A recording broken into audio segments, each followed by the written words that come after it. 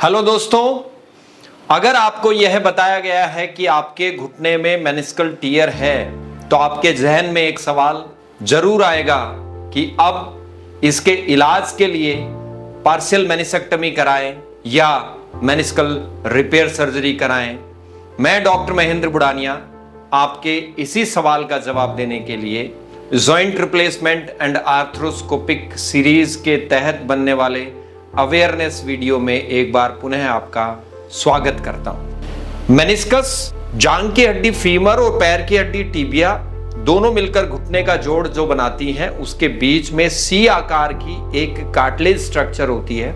Medial meniscus, lateral meniscus. जब meniscal tier होता है पेशेंट को तो घुटने के अंदर सूजन आती है, दर्द होता है और घुटना में लॉकिंग हो जाती है और इसके बाद में पेशेंट को चलने फिरने में परेशानी होती है।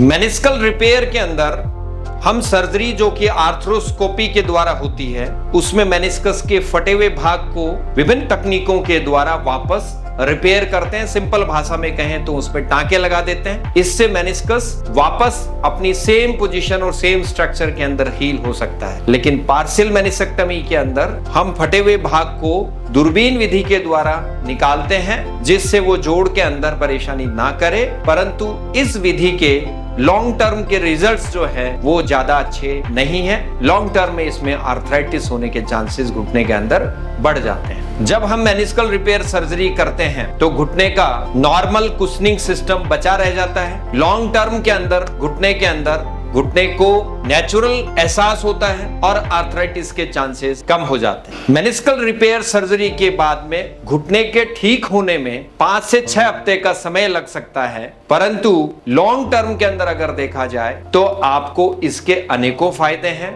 खास तौर से जब आप यंग हैं, एक्टिव हैं और लंबे समय तक आप अपने घुटने को ठीक रखना चाहते हैं तो आपको मेनिस्कल सर्जरी वाले ऑप्शन के ऊपर ही जाना चाहिए।